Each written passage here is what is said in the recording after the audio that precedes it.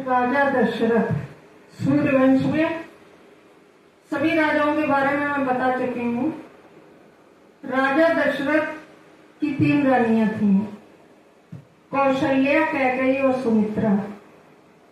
काफी वृद्ध हो गए थे राजा दशरथ, पर उनके यहाँ संतान नहीं थी। तब उन्होंने वशिष्ठ जी से प्रार्थना करी, तो श्रृंगी मुनि को साधन बनाकर एक यज्ञ किया गया, पुत्र कामेष्टि यज्ञ, जिसमें से अग्नि भगवान चरु लेकर प्रकट हुए और उस चरु में खीर थी जो तीनों रानियों को खिलाई गई।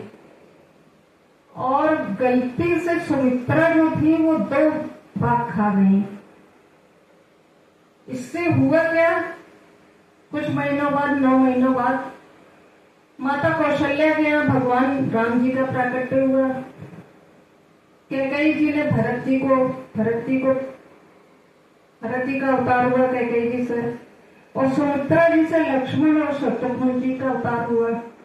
इस तरह से अयोध्या में चारों भाइयों का प्राकट्य हुआ। आज अवध में अलौकिक उत्सव मनाया जा रहा है, क्योंकि भगवान राम जी का प्राकट्य हुआ है। परंतु चंद्र देवता नाराज हो गए। उन्होंने कहा कि आपने सूर्यवंश में जन्म लिया, दिन में लिया, चैत मास की 9वीं तिथि को शुक्ल पक्ष में पुनर्वसु नक्षत्र में उनका जन्म हुआ।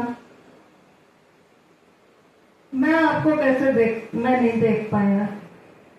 तो भगवान ने कहा, चंद्रदेव आप नाराज मत होइए, मैं आपको वचन देता हूं कि मेरे नाम के आगे सदा आपका नाम लगेगा। कहा जाता ना रामचंद्र। तो चंद्र देवता को आश्वासन दिया। भोले बाबा दर्शन करने के लिए आते हैं। भोले बाबा तो जहां भी भगवान का जो भी अवतार होता है सबसे पहले दर्शन करने पहुंचते हैं। अनेक बाल लीलाएं हैं उनकी, भगवान की। थोड़े बड़े होते हैं तो वशिष्ठ जी उनको धनुर्विद्या, वेद शास्त्र आदि का अध्ययन कराते हैं। तभी विश्वामित्र जी आते हैं। वो कोई यज्ञ कर रहे थे तो उसमें राक्षस लोग परेशान कर रहे थे, विघ्न डाल रहे थे। हालांकि राजा दशरथ की इच्छा नहीं थी, परंतु फिर भी उन्होंने राम और लक्ष्मण जी को वाल्मीकि जी के साथ भेज दिया। सुबाहु का वध किया, ताड़का का वध किया, मारीच को मारा, परंतु वो बच गया। मारीच जो अरण्य में स्वयं मृग बनकर आया था।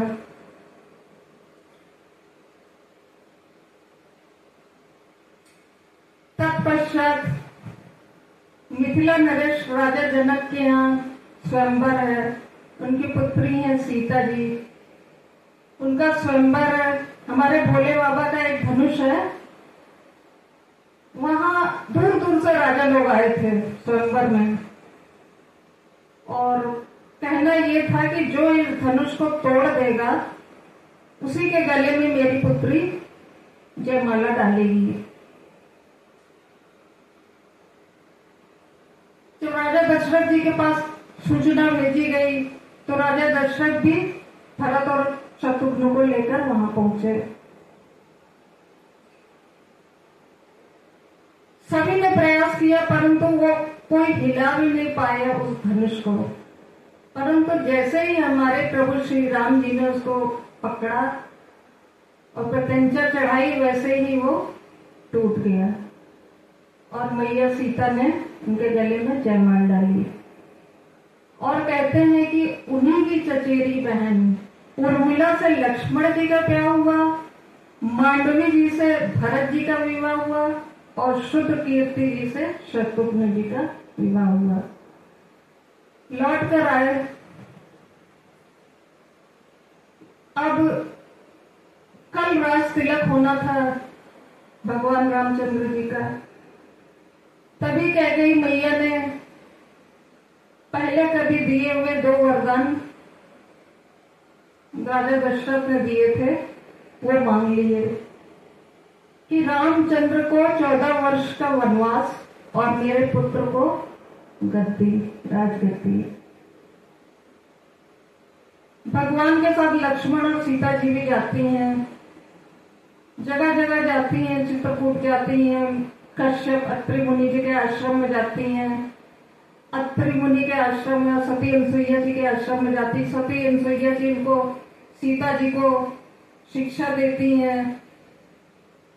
पंचवटी में जब जाती है, नासिक में है पंचवटी, जब पंचवटी में जाते हैं तभी शूर्पणखा आती है, भगवान राम पर मोहित हो जाती है और लक्ष्मण जी उसके नाक कान काट देते हैं और इससे क्रोधित होकर रावण सीता जी का छल से हरण कर लेता है।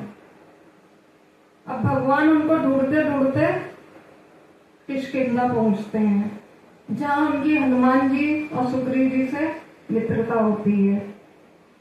भगवान छल से बाली का वध करते हैं और सभी वानर सेना को लेकर, सुग्रीव आदि को लेकर, जामवंत आदि को लेकर लंका पर सेतु बनाते हैं, सेतु का निर्माण करते हैं, जिसमें नल नील ऐसे थे जिनको ये वरदान मिला था कि वो जो कुछ भी समुद्र में डालेंगे वो डूबेगा नहीं। इस तरह से राम सेतु का निर्माण होता है। भगवान लंका पहुंचते हैं। सर्वप्रथम हनुमान जी भगवान की मुद्रिका लेकर जाते हैं अशोक वाटिका में। सीता जी को भगवान का संदेश देते हैं तो सीता मैया अपनी चूड़ामणि उतार कर उनको देती हैं और लंका को जला देते हैं। इसके बाद अंगद जाते हैं। तत्पश्चात कुंभकर्ण, मेघनाथ, अहिरावण सबका वध और फिर रावण सबका वध करने के पश्चात भगवान अयोध्या वापस आते हैं। अयोध्या में उनका भव्य स्वागत होता है। कहते हैं कि 14 वर्ष तक अवध वासियों ने अपने घर दिए नहीं जलाए थे। आज घरों में इतने दिए जल रहे हैं, इतनी रोशनी है, इतना उल्लास है, आनंद है। भगवान राम वापस आए 14 वर्ष बाद, वो भी विवाह करके चारों भाई। राज तिलक किया जाता है भगवान का। भगवान के साथ विभीषण भी आते हैं, सुग्रीव भी आते हैं, सभी लोग आते हैं और भगवान का विवाह होता है। कुछ वर्षों तक भगवान ने राज्य किया, जिसको कहा जाता है राम राज्य। अग्नि परीक्षा तो सीता जी पहले ही दे चुकी थी। अब एक धोबी के कहने पर उन पर लांछन लगाया तो भगवान ने उनको, हमारे राघवेंद्र सरकार ने उनको वाल्मीकि जी के आश्रम में भेज दिया। तब हमारी सीता मैया गर्भवती थी। वहां पर वो लव कुश को जन्म देती हैं और फिर अंत में वो धरती में ही समा जाती हैं। श्रीमद् भागवत महापुराण में रामायण संक्षिप्त रूप में आई है, इसलिए मैंने आपको सुनाया।